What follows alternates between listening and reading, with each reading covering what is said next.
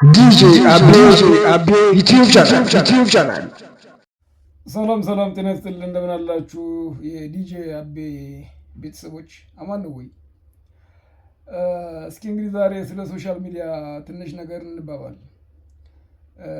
ሶሻል ሚዲያ እንግዲህ አንዳንዱ ሰው ሶሻል ሚዲያ ከመጣ ወዲህ ብሎ የሚያማራ አለ።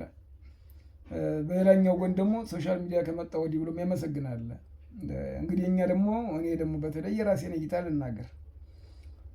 ሶሻል ሚዲያ ከመጣ ወዲህ ብዙ ነገሮችን አቅሏል።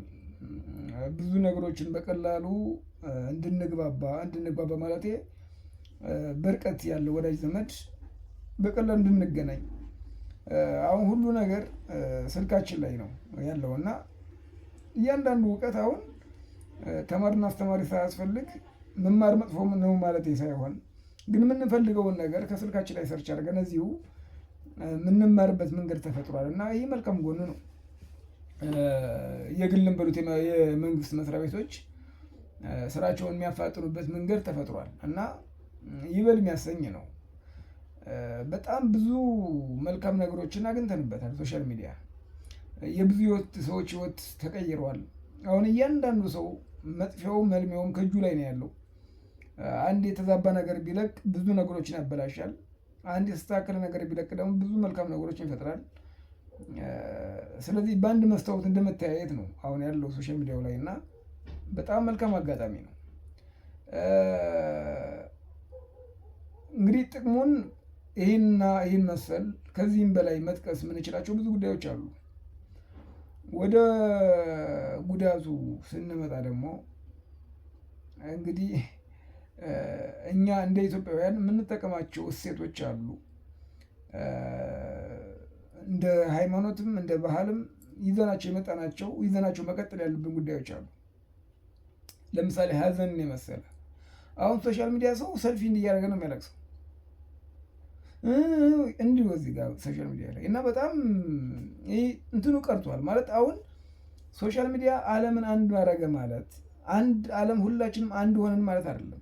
ሁሉም እንደየባህሉ መሰረት አድርጎ ነው መንቀሳቀስ ያለበት እንጂ ሶሻል ሚዲያ የሚወጡና የማይወጡ ነገር ከባህላችንም አንጻር ከሃይማኖታችንም አንጻር ይዘነው የምንወጣውና ማንወጣው ነገር አለ።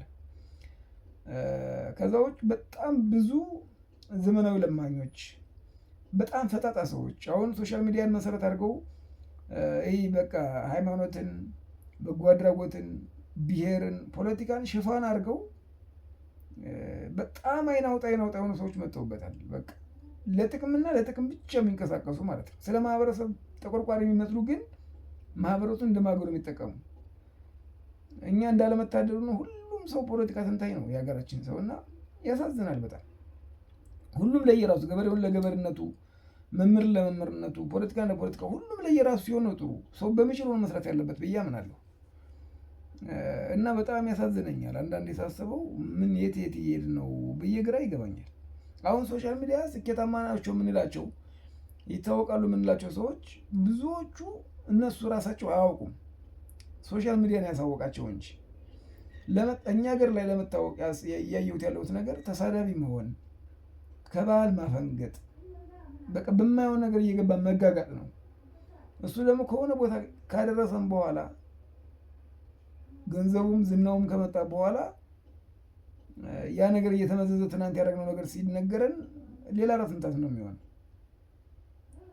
ስለዚህ ማገናዘብ የሚባል ነገር አለ፣ ባህል የሚባል ነገር አለ፣ ቤተሰብ የሚባል ነገር አለ፣ ነገ ቤተሰብ መመስረት የሚባል ነገርም አለ እና ይህን ነገር እያሰብን ነው ወይ የምንንቀሳቀሰው? መታወቅ ማለት ማወቅ ነው ወይ? ለመታወቅ ተጋግጠን ካላወቅን ትልቅ አደጋ አለ የለውም ወይ? ይሄ ነገር በጣም ያሳስበኛል እንዳንድ ትውልድ። ከዛ ውጭ ደግሞ ሁሉም ድርሻውን የሚያስተምሩት የሚያውቁት ለማህበረሰብ የሚጠቅሙ ሰዎች ተደብቀው ነው ያሉት። ቢያወሩም አድማጭ የላቸውም። ለምን?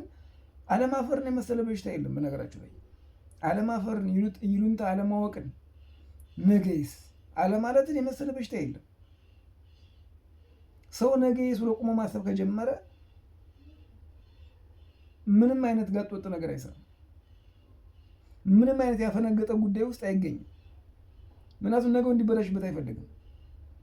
ዛሬ ላግኝ እንጂ ነገ ለምን አፈር ደም አይበላም የሚል ሰው ነው በማየው ነገር መጥቶ እየታወቀ ያለው እዛ ስለ ነገር ምንም ብታወራ አይሰማህም። ግን እኮ ይጨነቃል። መቼም ሕሊና የትንሹ እግዚአብሔር ነው። እና ይህን ነገር ምን ያክል እያሰብንበት ነው ለማለት ነው። እግዚአብሔር ሰላማችን ያብዛው። ግን በጣም ከባድ ደረጃ ላይ ድረስ እንደሆነ ይገባኛል።